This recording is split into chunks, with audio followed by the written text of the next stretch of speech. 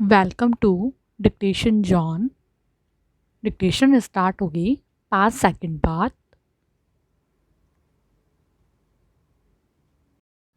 मैं इस बात में कतई यकीन नहीं करती कि पुराने दिन अच्छे थे। मैं मानती हूँ और उम्मीद करती हूँ कि आने वाले कल आज से कहीं बेहतर होगा। जरा कल्पना कीजिए, आज से 50 साल बाद क्या हालत होगा, जब कैसी होगी हमारी दुनिया, तब हमें कौन सी चुनौतियों का सामना करना पड़ेगा, जिनसे निपटने की तैयारी हमें आज से ही करनी होगी। आज हम ऐसा क्या करें कि हमारा आने वाला कल बेहतर हो सके। भविष्य को लेकर मेरा एक सपना है। यहाँ पर ऑक्सफोर्ड विश्वविद्यालय को संबोधित किए गए भाषण के अंश दिए जा रहे हैं। यह कोलंबिया की साधारण लड़की है। वह अपने संस्थान के माध्यम से गरीब बच्चों को शिक्षा देने के लिए बड़े स्तर पर काम कर रही हैं। यदि वह दुनिया में सुर्खियां बटोरने और सामाजिक कार्यों में गहरी दिलचस्पी रखती है, आपने मुझे इस मंच के माध्यम से संबोधित करने का मौका दिया है। यह मेरे लिए गर्व की बात है। यह देखकर अच्छा लगा कि यहाँ पर प्राथमिक शिक्षा, माध्यमिक शिक्षा, स्कूल, कॉलेज और विश्वविद्यालय के इतने सारे छात्र छात्राएं मौजूद हैं। लेकिन आपको पता होना चाहिए कि आज यहाँ कोई मनोरंजन नहीं होगा। मैं आपको कोई गीत सुनाने वाली नहीं हूँ, न ही वहाँ कोई नृत्य होगा। हम यहाँ सामाजिक मुद्दे पर बात करना चाहेंगे। हम कलाकार लोग बहुत कल्पनाशील होते हैं। मैं यहाँ आ रही थी, मेरे मन के अंदर तरह तरह के ख्याल आ रहे थे। मैं सोच रही थी कि पहले ये दुनिया किस प्रकार की थी, आने वाले 50 वर्षों में किस प्रकार की होगी, नहीं कहा जा सकता। मैं समझती हूँ कि युवाओं के विचार और उनके इरादे इस दुनिया को बदल सकते हैं। पैरा, मैं चाहती हूँ कि समाज के हालात को सुधारने के लिए जो कुछ करना है उसे जल्दी किया जाए। लोग कहते हैं कि मेरे अंदर धैर्य नहीं है। हाँ, मैं मानती हूँ कि हम लंबा इंतज़ार नहीं कर सकते।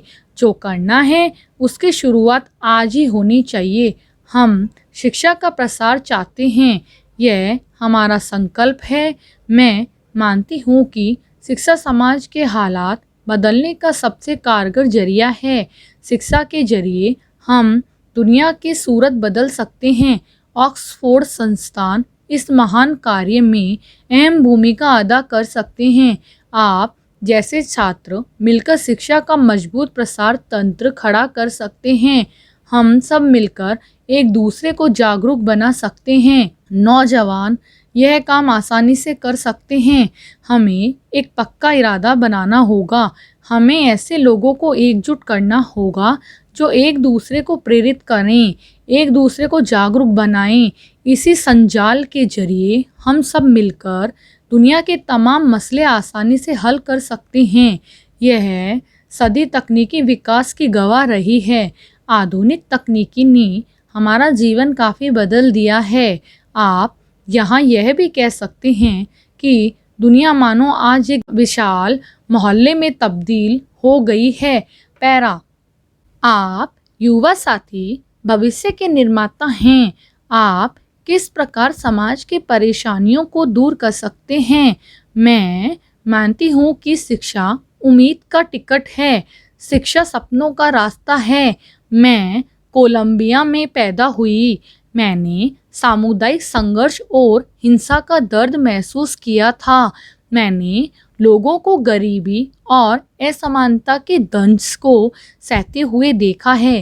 विकासशील देशों में शिक्षा विलासिता है, अधिकार नहीं। विकासशील देशों में हर बच्चे को शिक्षा नसीब होना बड़ी सौभाग्य की बात होती है। केवल अमीर और संपन्न लोग अपने बच्चों को पढ़ने लिखने की सुविधा दे पाते हैं। मैंने उन गरीब लोगों की तड़प करीब से देखी है जो तमाम अभावों के बीच अपने को स्कूल भेजने के लिए जद्दोजहद करते हैं। मैंने ऐसा समाज देखा है जहाँ गरीबी में जन्म लेने का मतलब है गरीबी में ही मर जाना। राष्ट्रीय ग्रामीण रोजगार कार्यक्रम द्वारा ग्रामीण क्षेत्रों में बेरोजगार तथा कम रोजगार वाले पुरुषों तथा महिलाओं हेतु अतिरिक्त लाभप्रद रोजगार के अवसर प्रदान किए जाते हैं। निर्धन वर्गों का प्रत्यक्ष तथा निरंतर लाभ पहुंचाना तथा गांव के आर्थिक एवं सामाजिक आधारभूत ढांचे को मजबूत करने हेतु उत्पादक सामुदायिक संपत्तियों का निर्माण करना ताकि ग्रामीण अर्थव्यवस्था में तेजी से प्रगति तथा ग्रामीण निर्धनों की आय में निरंतर वृद्धि हो। मैं नहीं मानती कि हर बच्चे को शिक्षा देना असंभव है। कोई सरकार यह नहीं कह सकती कि यह नहीं हो सकता। यदि सरकार दृढ़ संकल्पित है, हर बच्चे को शिक्षा मिल सकती है। देश के सभी गरीब बच्चों को शिक्षा देने के लिए स्कूल फीस माफ़ करनी होगी, बेहतर शिक्षा नियुक्त करनी होगी और बच्चों को मुफ्त पुस्तकें देनी होगी। यह कार्य असंभव नहीं है। किसी भी विकासशील देश में यह किया जा सकता है। यहाँ एक और बात अहम हो सकती है, हमें हर गरीब बच्चे को निःशुल्क खाना देना होगा। कोई बच्चा भूखे पेट पढ़ाई नहीं कर सकता। मैं यहाँ एक बात साफ कह देना चाहूँगी कि शिक्षा पर खर्च करने का मतलब यह नहीं है कि आप दान दे रहे हैं, यह किसी पर एहसान कर रहे हैं। शिक्षा का खर्च करने का आशय है भविष्य के लिए निवेश करना। बच्चों को अच्छी शिक्षा देकर आप एक बेहतर देश बनाने की दिशा में महत्वपूर्ण कदम उठा सकते हैं। बच्चों को मुफ्त शिक्षा देने का एक फ़ायदा यह होगा कि आप अपने देश में बाल मजदूरी की प्रथा को खत्म कर पाएंगे। शिक्षा के जरिए दुनिया में शांति और स्थिरता कायम की जा सकती है। तंगी और बदहाली में जी रहे बच्चों के गलत रास्ते पर जाने की आशंका कहीं ज़्यादा होती है। आतंकी संगठन उन्हें लालच देकर बहका सकते हैं। वे नशा और अपराध की दुनिया में जा सकते हैं। बच्चों को स्कूल भेजकर हम उन्हें ऐसा करने से रोक सकते हैं। मैं चाहती हूँ कि शिक्षा हमारे विश्व शांति के मिशन का हिस्सा हो।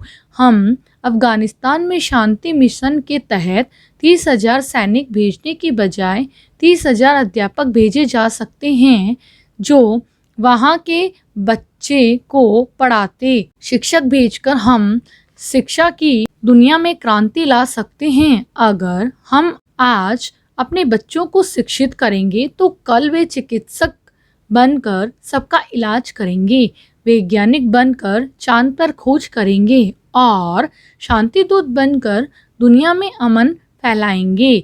हमारा शांति शिक्षा मिशन का मतलब दुनिया भर के देशों पर धौंस जमाना नहीं होना चाहिए, बल्कि दुनिया को शिक्षित करना भी हो सकता है।